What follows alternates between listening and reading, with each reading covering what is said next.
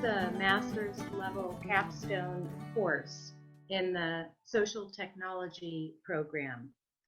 And this project was actually launched last fall, and with both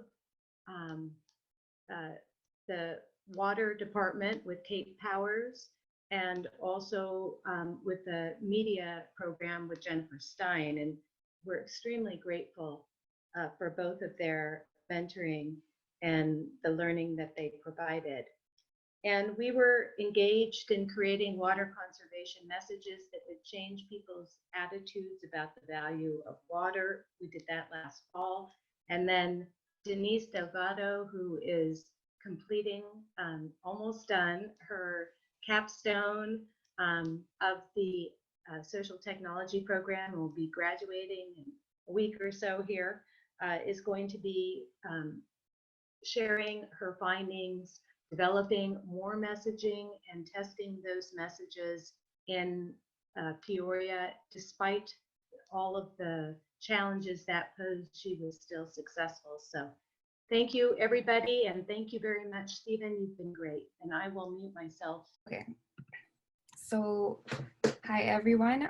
My name is Denise Delgado, and I worked on a project with the city of Peoria to create water conservation branding for residents to promote basically water conservation behaviors. The overall goal of my applied project was to create a brand for water conservation for the city of Peoria through a digital media campaign that we can use on social media platforms to hone like the best water conservation messaging strategies. So tied to the overall goal, I had 5 objectives. So the first was to test the usability of the City of Peoria water conservation pages on their government website using a heuristic evaluation. The second was to provide strong web content and design recommendations. The third was to create a social media campaign that could bring traction to their web pages and their water conservation information they have online. Fourth was to create an augmented reality phone application that could encourage Peoria residents to engage in water conservation behaviors. And the fifth was to test the augmented reality application. Okay. So I used 3 major methods. So the first one was a heuristic evaluation, which tested the water conservation web pages. Basically, it identifies usability problems and it collects qualitative and quantitative data that determines satisfaction from the user's end. And this screenshot on the left is what the website currently looks like right now. The second method I used was an audience analysis using Facebook Insights to kind of understand who our social media campaign needs to be appealing to. And then I did A/B testing in Amazon Mechanical Turk of my proposed social media campaign visualizations and messaging strategies. Lastly, I used Google Forms to survey people to collect feedback on the water conservation AR app.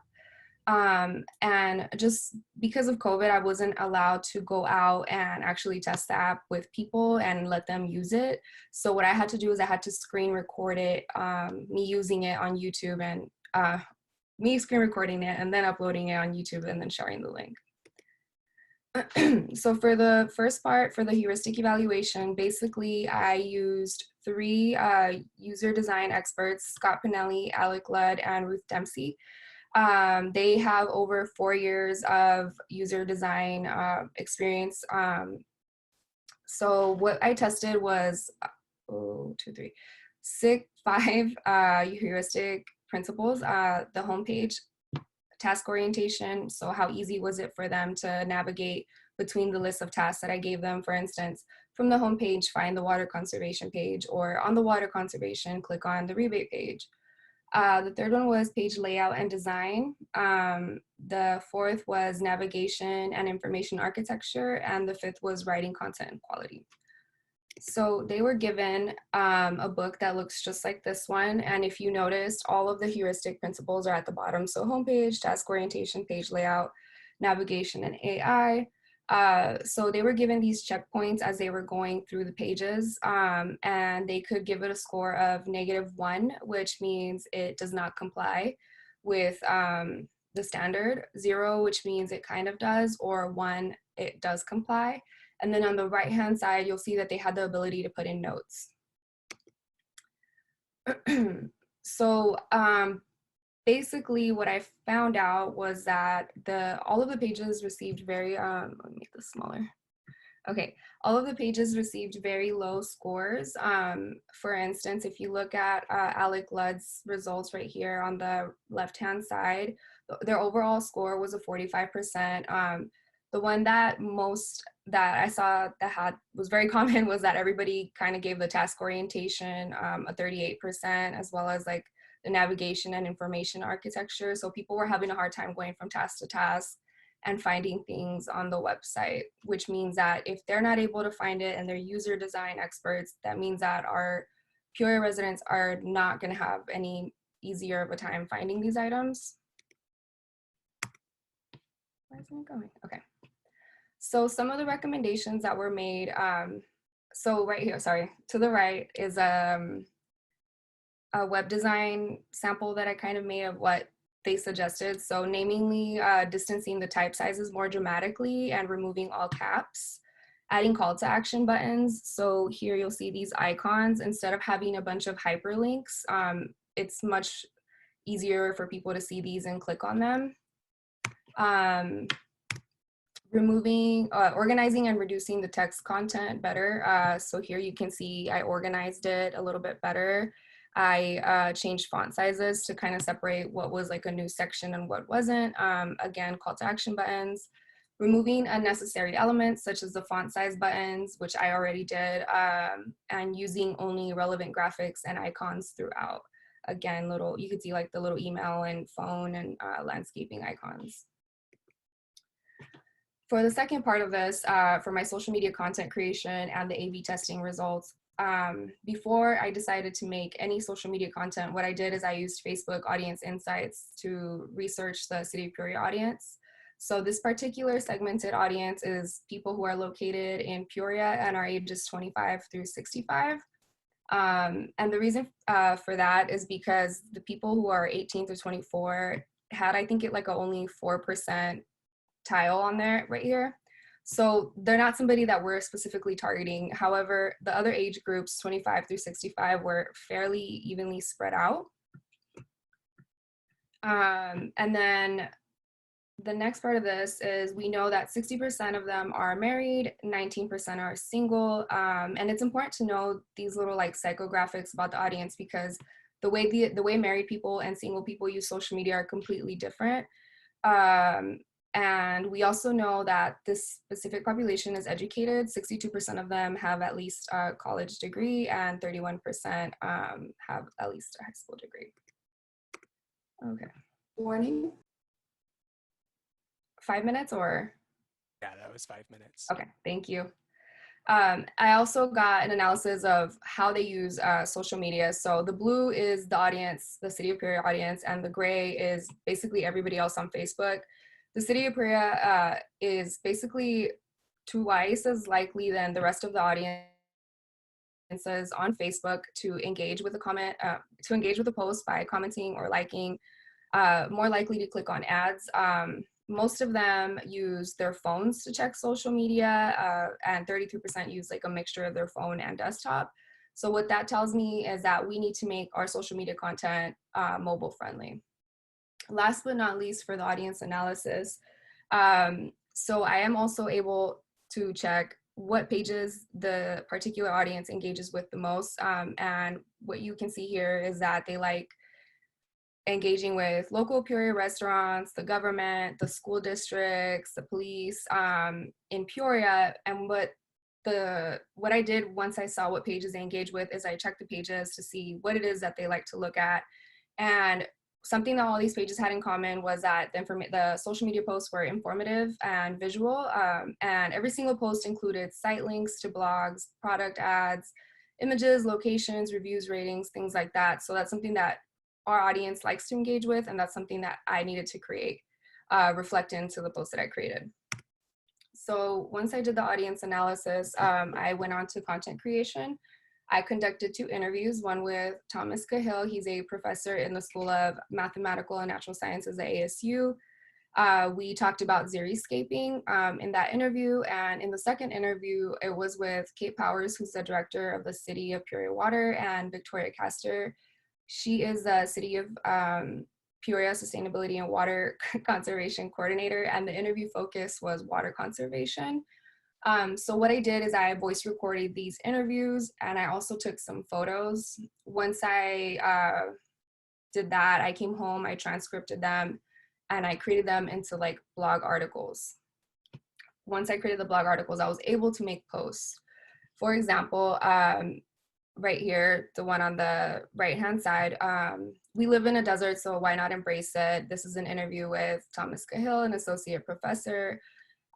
We talk about xeriscaping, and I share a photo of his xeriscaping yard, and I put link to interview posts just to have like an idea of what the social media content would look like.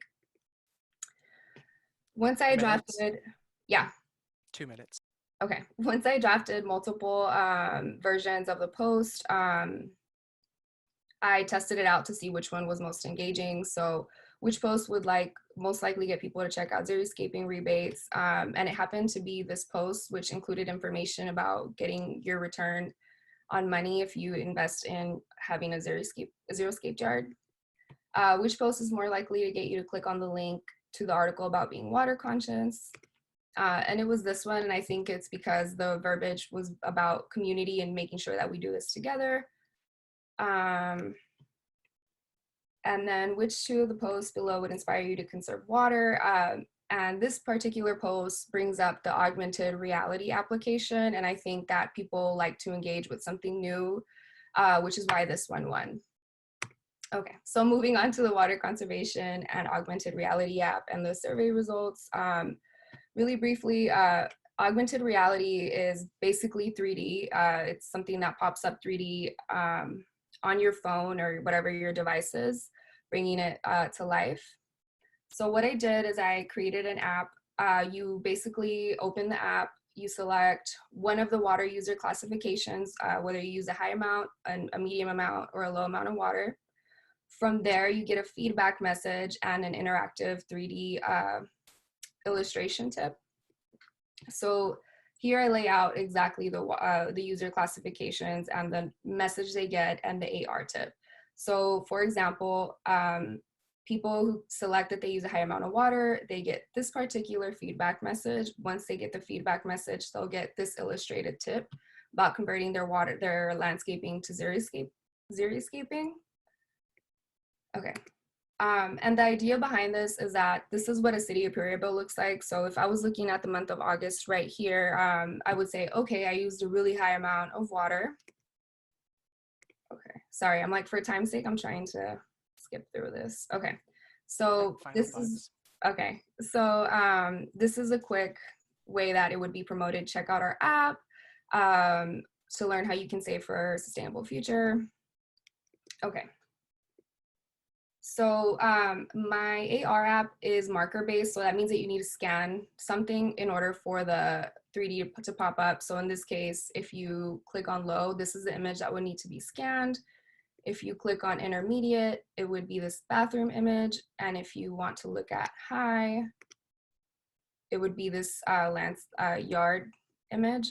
So once the phone recognizes the image, it'll overlay the image with the 3D illustration. And now I can show you guys the app demo. All right, and this is going to be... this will be super quick, I promise. Cool. Okay. All right. So I'll just pause it because I skipped through it right here. But so when you open the app, it'll ask you what best describes your water use. In this particular sample, it'll say, I clicked high. So from there, you get a feedback message, and the feedback message is, compared to other residents, you have a low level of environmental awareness. Oops. Regarding your water consumption, your household's day-to-day routine utilizes a lot of water and energy. And then you'll get the tip that says, convert your high water use landscaping to xeriscaping. You can save water, time, and money. And this is the 3D illustration that pops up. It's pretty interactive, kind of shows you what a sample xeriscaped yard would look like. How much time do I have left? Well, we're over. So It I'm goes blown so away. fast. This is really cool. I am so impressed that you built this in the course of just one semester. Yeah. Wow, Denise, thank you so much. And I'd like to just very quickly turn over to Jen Stein. Jen, I'm activating you as a panelist. Jen, I've just unmuted your mic. Can you give us just real quickly your initial thoughts? If you have a question for Denise? Well, first of all, Denise did a great job. I was very impressed as well with the AR and the research and all that. So, bravo to you. And I know a lot of effort and work went into that. So this is something that we're really excited about. I have shared the final presentation with our water department and have been, this morning I sent some additional thoughts from Cape's area. And so we definitely want to implement some of these technologies and definitely want to take advantage of the narrative. It sounds like, people, it will resonate with people based on how you approach them, right? Is that the sense you get, is like, it's really the messaging and the action that will get them to, or inspire them. Is that kind of the sense of, or how you feel? Yeah.